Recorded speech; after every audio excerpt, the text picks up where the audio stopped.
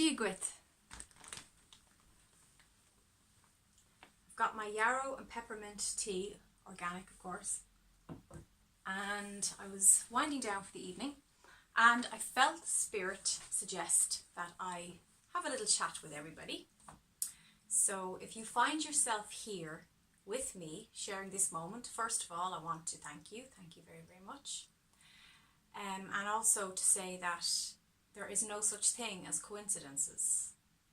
Coinciding creation, perhaps. Synchronicity, absolutely. So if you're stumbling across this message, this is for you. The angels want me to talk about innocence, and more to the point, your innocence. You were born innocent. You were innocent before you incarnated into a physical body, and you remain innocent. There's nothing that you've done that can touch that deep, deep-seated innocence within you. And your spirit guides want you to know this. They want you to forgive yourself, even though the word forgive and forgiveness, the concept of forgiveness, really doesn't mean anything to the angels, from my experience working with them. They say that the concept of forgiveness is a man-made thing, and I say, but surely you understand the concept and the role it plays in our lives here. And Spirit said, well, we don't ever feel there's a need to forgive anything because we love you absolute, and no matter what has transpired, we love you through that, and we embrace and accept and extend our belonging with you, to you, through everything. So the concept of forgiveness is a very human, they'd even say programmed, three-dimensional programmed way of looking at things. So if you're harboring guilt, if you're feeling regret, if you're feeling upset about the path that has been, that you've walked upon, the past, or the path that you're currently walking upon, know that you've found this message today from Spirit to remind you and to confirm your innocence. You are innocent, and you will always remain innocent. Sometimes with the ego in a physical body, we do need to play out the process of forgiveness. However, the angels want me to clarify that currently in this, whether you're in fourth or fifth dimension, and you're in one of those if you're watching this video, because like attracts like, baby. So welcome to the vortex. So if you're in fourth or fifth dimension, which you are, one or the other, or sometimes both. Sometimes people have one foot in fourth or third, and the other foot in fifth, and they're toing and froing between the two. And I did this myself when I first transitioned through that, and it's a very uncomfortable time. So I feel for you if you're going through that. But once you get the 2 feet in, it's plain sailing. You still have challenges, still have rough times, still have rocky seas, but it's certainly it's a smoother sail for sure. So know that will pass. But back to the point I'm making, forgiveness, again, like karma, like a lot of those old third dimensional concepts and sayings and phrases, Spirit would like us to move and evolve beyond that, to stop using those phrases, to stop bringing forgiveness in. So I've incorporated this advice and this guidance, not only with myself, but with people I work with. So people come to me for a session and we do cards, and they pull an angel card or tarot card around forgiveness, because those cards were made a long time ago, you know. Now, instead of being like, okay, who do you need to forgive? I would say, who's on your mind that has hurt you? And how can we work through this hurt? And I think the concept of forgiveness is, it has too many heavy religious connotations in it. And that in itself creates a resistance in us. When we hear forgiveness, it's quite a big, heavy word. It's like forgiveness. And that in itself is, it's like your ego automatically just resists that and goes, oh no, thank you. I don't want to take that on. That's a big process right there. But also religions really embellished the concept of forgiveness because they wanted to control people, because they wanted, it was a form of control. It was a form of creating guilt and heaviness and saying, oh, you're unclean, you're not innocent, you have to receive forgiveness, the priest has to forgive you, this man with a collar who is above you has to forgive you, and all that kind of stuff. So, as a collective, we've been drastically clearing out that those heavy connotations, those heavy ideas and concepts. And karma is something I've talked about in several other videos. Check them out. That this idea of karma is no longer necessary in our current evolvement. Where we are along the timeline, if you're here with me in the 4th or 5th, we don't need the concepts and ideas of karma anymore. That's not to say, let's be real clear here, that's not to say that there isn't a balance kept within universal laws and exchange, because there is, and there always will be. The universe likes to keep a balance to things.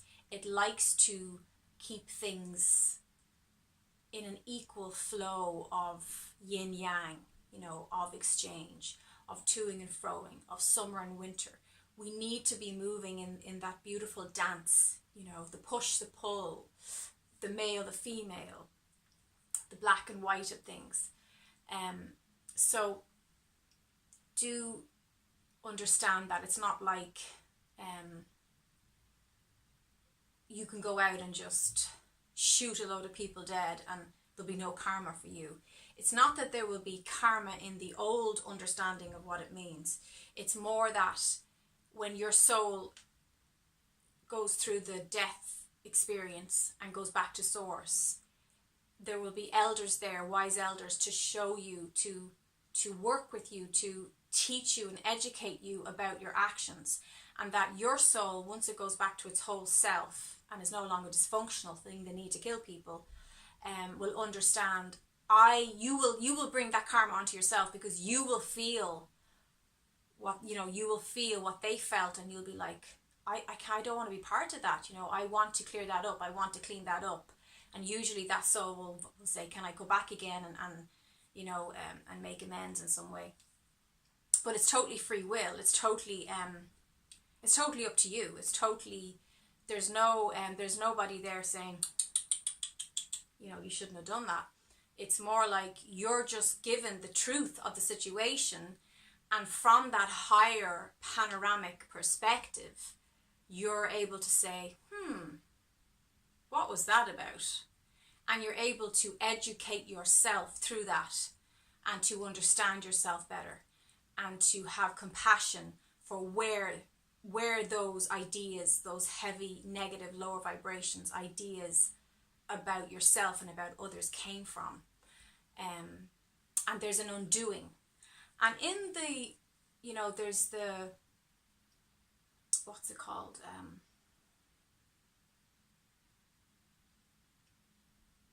The Book of Miracles. The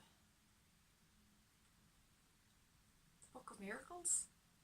Oh my God. Famous book. The famous one that is, anyway, you know what I'm talking about. The Miracle book. That's channeled a lady, a psychiatrist, I think she was, channeled Jesus, A Course in Miracles. Oh my God, yeah. it's been a long day. I need to have an early night tonight. It's been a long day. It's been a great day, but I did a lot today. Worked a lot today. So A Course in Miracles, okay? In that, Jesus talks about, that forgiveness is the undoing.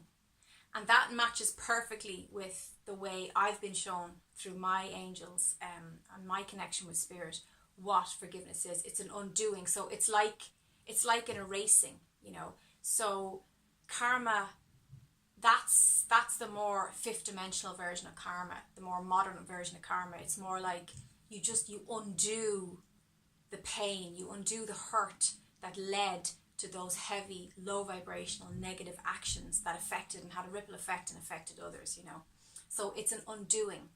And I did a video recently on Ho'oponopono, and that was the same. That's a cleaning, that's an undoing. So, yeah, I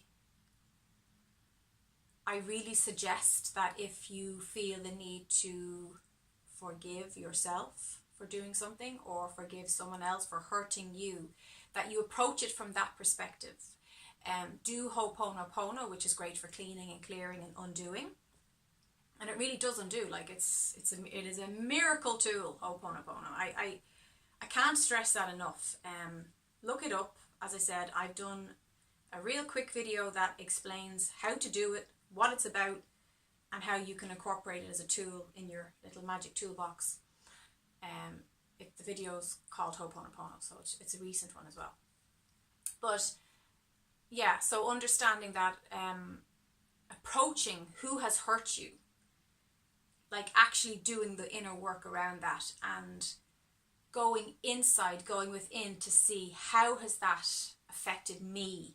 What has that, always bring it back to you, because from the religious heavy third dimensional connotation of forgiveness, it's about the other person. It's like, you need to forgive that person, you need to, and yes, but that will naturally come, that is built in to the self-loving part of releasing the hurt in yourself. You know that you've truly forgiven when you no longer hold resentment about that experience, when you're no longer carrying the memories, the energy, the emotional impact of it, and that you can see from a higher perspective. And this is not about spiritual bypassing, spiritual bypassing is when we just paint on a smile and go, oh, I forgive you, everything's wonderful, unicorns and fairies, and I will just deny and suppress my anger and my hurt and pain around this. No, we're not into spiritual bypassing here. I don't promote that at all. You have to do when I say do the inner work, I mean go through the layers of those emotions, those feelings, the anger, the pain, the hurt, the sadness, all that stuff. Go in and do it layer by layer. And if you can't do it on your own, if you can't be objective, which for most of us, when we're deep in a deep personal cleansing, we absolutely should, and we need to reach out to another person so they can sit and hold that space for us and objectively bring us through those layers and layers of healing that needs to take place. So I highly recommend that. And I'm available from Skype if you want to have a session with me. Just go to my website, avinedoyle.com, and send me an email and we can set that up. But the forgiveness from the old third dimensional viewpoint was really about control. It was about the other person. It really took the whole inner within internal work away, and it kind of pushed you into an outside perspective of it. And that's why a lot of the time it didn't work. People were like, well, I tried to forgive, the man who murdered my son, or I tried to forgive, or every day I try. Like, that's not what this is about. Forget about forgiveness in that way, because again, it just has too many old religious heavy connotations to it. I say, what I'm doing now with people, if they have, as I said, if I get a card in the reading that says forgiveness, I'm saying, okay, whose energy are you carrying on your back? Who has taken up a rental space in your heart that you need to work through and release them and let them go? And not for them, for you, because forgiveness really is trading pain for peace. It's about peace. It's about what do you need to do? What do you need to release and clear out to feel peace again? That really is the true idea in this modern age of ascension of what forgiveness needs to be now. And that's what the angels were saying. Just take a sip.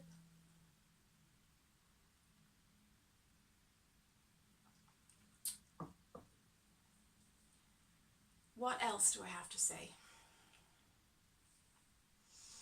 Spirit, what other message have you got for the souls that are watching this message now?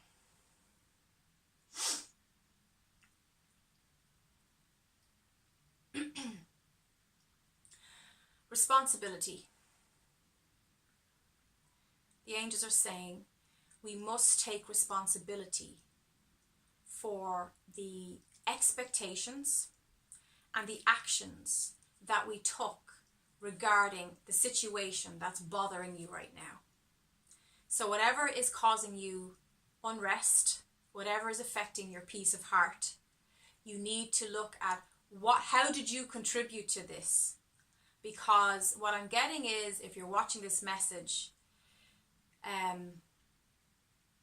Spirit is saying about victimhood, is talking about, the blame game, pointing the finger outward. And it's very important that we don't distract ourselves from the real work now. And the real work is to go within, to tune back into our internal power. And internal power has nothing to do with anybody outside of us and nothing to do with external power. External power is not real power. It's status, ego.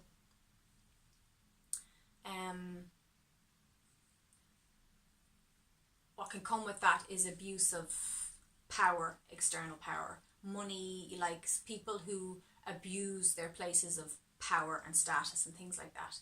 But if you want true internal power, which is the only true power there is, it's about always being aware of your actions, having mindfulness, I'm not crazy on that word, heartfulness is a better word, heartfulness around the actions you're taking in your life.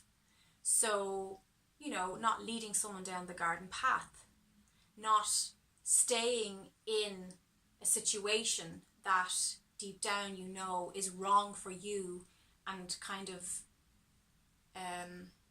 bringing someone along for the ride where you're not really sure, you're not really feeling, deep down that this is not something you're investing in, and maybe that other person is investing. There's a need to look at the mirror reflection and be honest, and to express your truth and own your place in the world. So Spirit is talking about owning your own internal power. And if you've given your power away, to go back into your internal power, first of all, make that connection again. It's not that you need to take your power back, which, again, that's a kind of an old way we would have put it.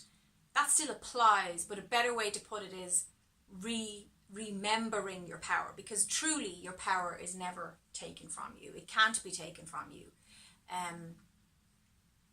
I often think of that scene in Star Wars where Obi-Wan is going to be killed by Darth Vader, and he's like, if you strike me down, it'll only make me more powerful, because he knows that death of the physical body, of the ego, has nothing to do with his true power, and that when he transitions back into the whole source self, he'll actually be more powerful. So if you feel disempowered right now, and if you feel you've been made a victim and you feel victimized, it's very important that you take responsibility for those feelings. Now, I'm not saying you berate yourself for having those feelings. I'm suggesting that you go inside and do the work Feel the feeling of being a victim. Feel the feeling of being disappointed, let down, abused maybe, or whatever. You know, if you feel someone overwhelmed you, let yourself feel those feelings for a moment. Feel them out, cry them out if you have to, and then let yourself. What'll happen is, and I see this all the time with people who come to me for treatments, when we get past the initial victimhood, or even the sadness, you know, or the numbness sometimes. We need to sometimes have lots of layers. It just depends on what's going on and how deep it is. You get to a place where anger comes up. That's my favorite place. I love when anger comes up, because when anger comes up, that internal power is getting fired up, and you're literally channeling, funneling back in your true God force power. Always embrace your anger, but embrace it in a healthy way, where you're just present with it, you're conscious with it, you're letting it be itself, letting it breathe. You don't project your anger. That's not being responsible, and it's not being a conscious feeler. It's not being a conscious being. You know, you just feel your anger the way a child does, and you let it fire up, and you let it fire you back up. And then if you're true to that experience, like a child, it will pass quickly. Just like that. Like you'll feel it for a minute, 2 minutes of really being present with an emotion is enough. Like that's kind of maximum point in my experience. Excuse me. If you're really, really present, it's like 2 minutes. You know, if it's dragging on and on and on and on and on, there's usually attachment issues. There's usually some deeper stuff going on. And maybe you're not truly being present with it, because when we genuinely feel something, we don't need to drag it out for 5 years. You know, we don't need to do that. So any way that you can move through those feelings, go through the anger, and then you will find you get to a place where there's a void. There's this beautiful space, and it happens with every person who I treat. Once we get, I call it the void. People often call it, how do you feel? Oh, they're like peace. I'm in a place of peace, relief. You can even go deeper into that, and you really bring them into the source energy. That's really the void, the source energy. And love. When people say I'm floating in love, we know we have cleaned and cleared out all those energies. The emotions are free now. There's space there. There's freedom now to replace your victimhood, your anger, your sadness, your disappointment. You're free now. There's space to put something else, some other beautiful energy in there, or even better, just to let it be, just to be still, just to be in the emptiness. That's wonderful. That's when you're able to be in the emptiness. Oh my God, like that's mastery right there, you know. And it's a beautiful feeling. There's no pull, there's no push, there's no like desire. Like you're just floating in this peaceful state, and everything is accepted. Everything is the way it's meant to be. So whatever event that happened that caused you to feel like a victim, or that hurt you, you can see it from a higher perspective that, oh yeah, that was part of the story. It was part of the play of this incarnation, of this lifetime. And you see that everything has its place. And that's a very, very beautiful space to be in. And I can help you get to that space. And any good healer, shaman, energy therapist can help you get to that space. So I feel for now I'm going to leave it there. I'm going to have some more of my yarrow and peppermint tea. I hope that you're enjoying your summer. I'll be doing some June energy updates as well. So it's getting late now, so I'm going to switch off. Namaste.